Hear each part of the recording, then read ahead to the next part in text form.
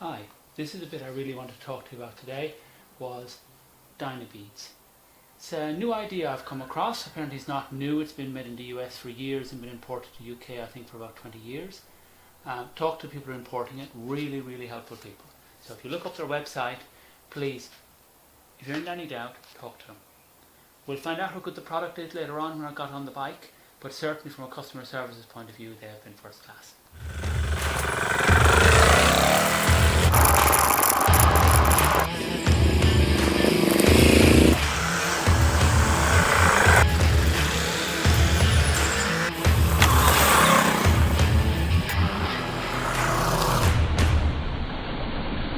So, I've ordered one pack which comes with an applicator and it comes with 2 little bags of beads, which I'll show you in just a second. These are to go inside my tube and they will be going inside these new Mitas E07 tyres. The front one is already on the rim. I'm about to finish the rear one, but I thought I would talk to you about these because this is probably the most interesting part. What's inside the pack? Well, if we open it up, we'll find out. We get some instructions. Being a bloke, I'll put them over there. We get an applicator bottle. I think I'm going to need that, so I'll keep it over there. And we get, come on, out they come, all the bits. That's the packaging. We've got a little tube that goes with the applicator. And we've got a 2-ounce bag of beads. Fairly dense. Yeah, for the size it feels a little bit heavy. And we've got a 1-ounce bag of beads. So what these are tiny ceramic beads in the bag. They are absolutely tiny. In actual fact they're so tiny that static is making them float back to the air. So the idea is you put these inside the tyre, and look at their website, it talks you through this, but they dynamically move around the inside of a tubeless tyre or a tube so that they will position themselves opposite the heavy point on the wheel.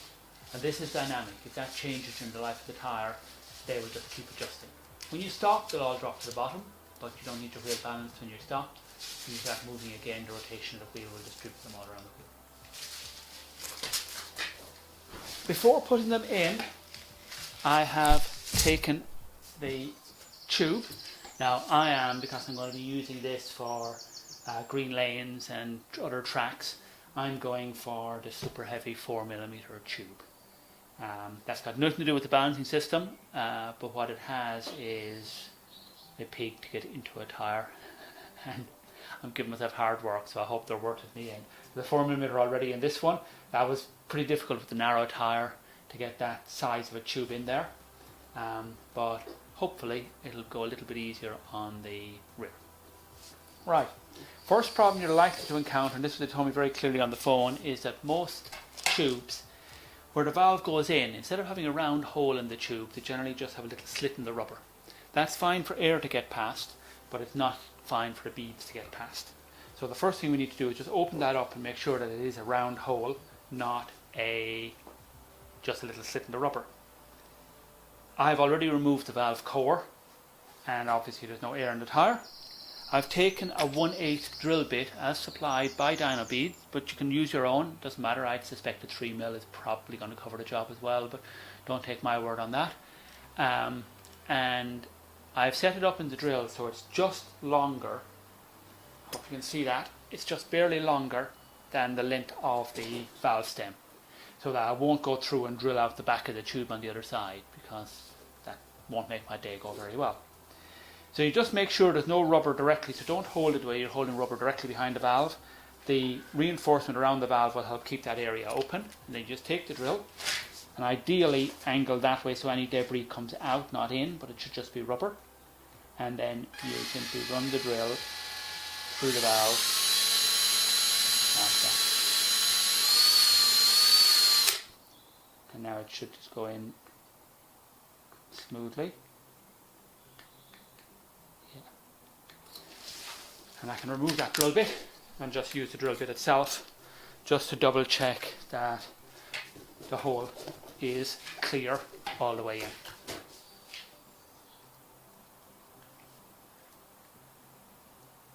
Yeah, I think that's pretty good. you can feel a little bit of resistance on the drill bit just as it goes through the narrow spot, but not like it was before. Before you could feel very clearly to squeezing through a slit in rubber. Now it's not. Now I'll just pop that back there because other than that I'll be looking for it around the garage floor in a little while. So I'll leave that there. Now, this is my first time applying these, so we'll see how this goes. If you're seeing this, then I presume I've got it to work. So this is a rear, and given the size of the rear, and there's a table on Dyna Beads website, but given the size of that, this is the 2 ounce of beads is right for this size of tube. Now the next job, I believe, is the beads into the applicator bottle. Yeah, I think I might need a small funnel. 1 second.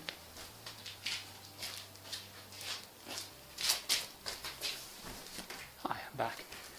I took a trip to the kitchen to find a funnel small enough, so I better be careful who watches this video later. Alright, I am, without probably reading the instructions, but thinking I get the idea, I'm going to see, oh yes, inside the one bag is a second bag, and I am guessing we'll take the contents of this bag, carefully open the bag, and pour the contents into my funnel.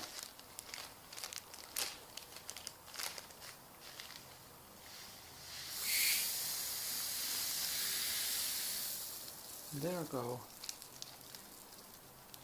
2 ounces of beads into the little applicator.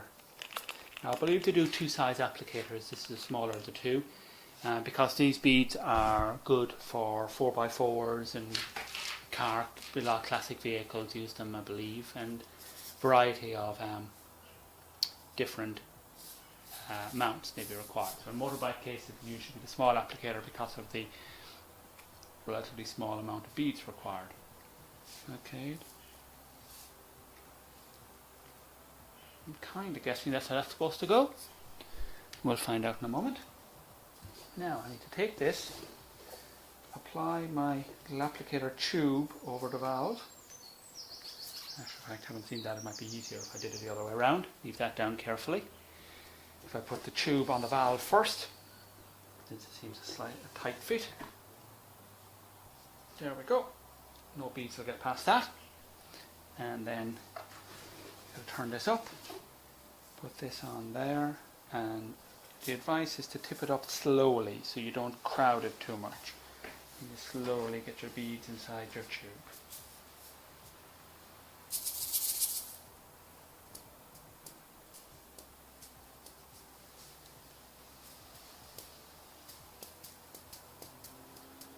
Slowly drop the beads in.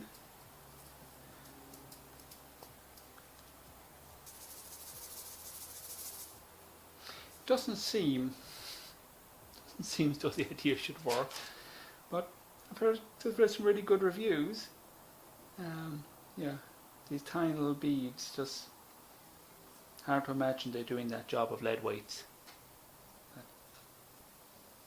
You can apply these to the tube, which is recommended you do it to the tube before you mount, and I can see why. It's easier to sit here with a tube this way than a whole wheel. But apparently you can apply these through the valve into an existing tubed or tubeless setup already. Obviously you have to take the valve core out and all the air out, but there's no need to demount your wheels or get your tube out to use it.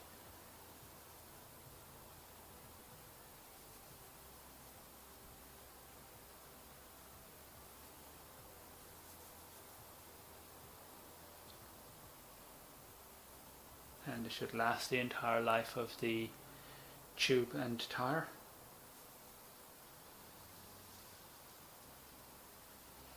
I'm guessing you could even recover them.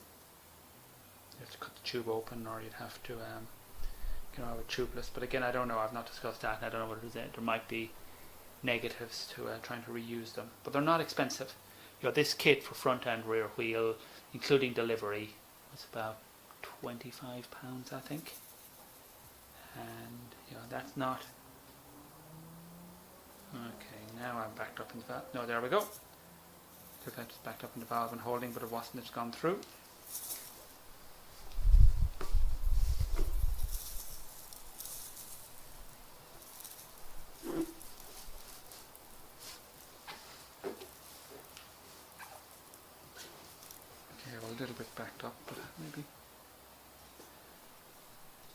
It's all out of the bottle.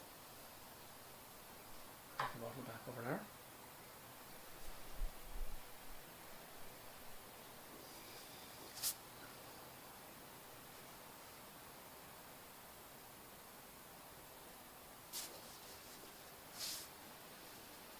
Okay, that would appear to be all in. Take the tube back off the valve.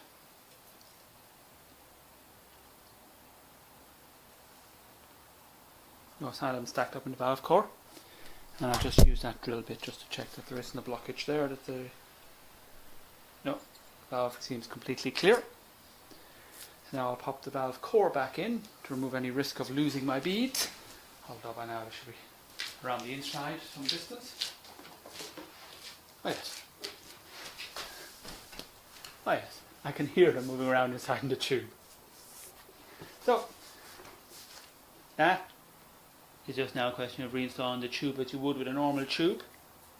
And hopefully it will create a very smooth wheel that is perfectly balanced and stays perfectly balanced for the life of the tire.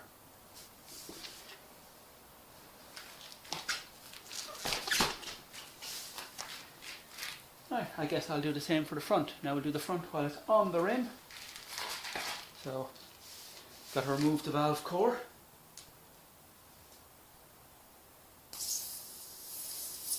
Using the usual care not to have the core disappear somewhere.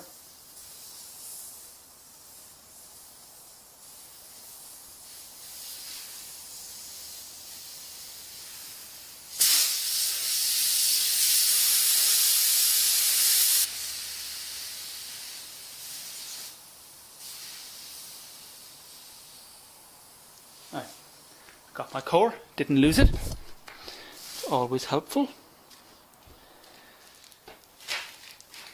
There's our valve. If we attach a tube to the valve. Now, this is also a heavy duty tube inside, so it will have stayed pretty well formed, even without air in it.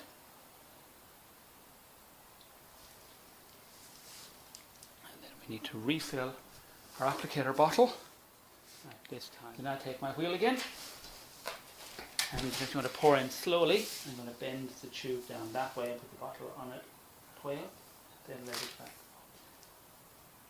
slowly till we get a gentle flow of beads. As hard up as possible so they go to the valve.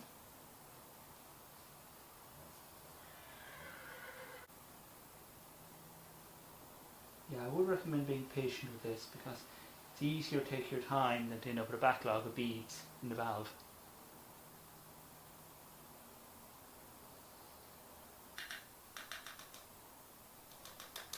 Okay, seem to be all of the beads. In which case I'll remove the applicator and the little tube. Although I should keep those because if ever I buy, again I only have to buy the beads. Save me 4 or 5 quid on purchase price. But as I say, this is not expensive anyhow when you consider the cost of good tyres, good tubes, the cost of running your bike. If this gives you a smoother result and a smoother ride, then you're well and truly worth the money. And then I just drop the valve back in, valve core, and screw that back in.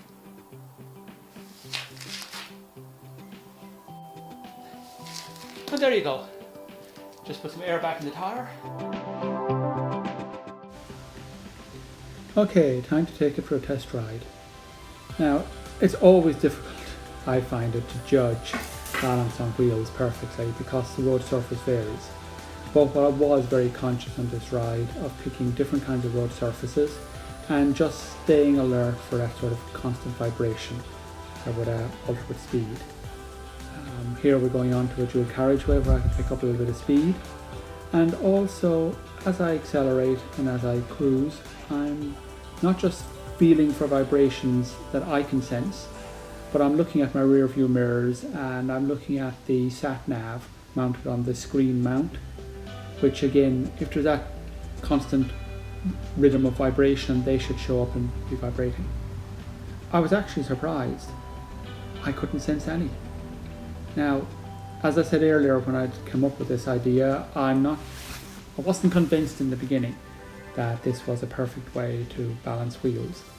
And I was, very critical as I rode it, looking for that sort of vibration, and I just couldn't sense any. It seemed to be perfectly smooth. Now, maybe I've got absolutely perfect wheels and perfect tyres, but I doubt it. It says to me that this must be doing its job, and thank you for Dyna Beads for coming up with a more interesting solution and a much simpler one to apply at home. While I was out, I couldn't resist trying some lanes as well. I know it wasn't really the point of this ride, since that's not where you're going to sense wheels in or out of balance, but that's what an Africa Twin is good at. So let's just take a couple of look at some gravel tracks and down through the woodlands here, and then we'll do some B roads and just sort of give it a final run back home.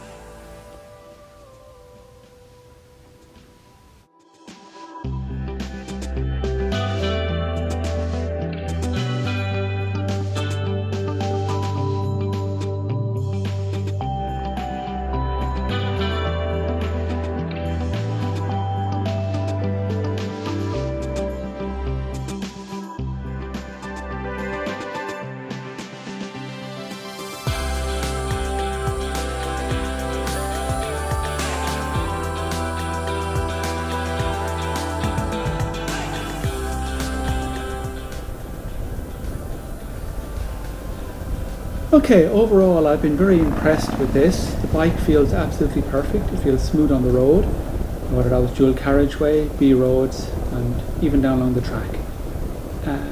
I think I'll be doing this on more wheels in the future, and hopefully with longer rides I'll feel just as happy as I do now about it. But thank you for watching this. I hope it might be of some help to others considering using Dyna Beads, or just looking for a better way to balance wheels at home and without needing to purchase expensive equipment. So thank you again. Please watch some of my other videos, and hopefully see you soon.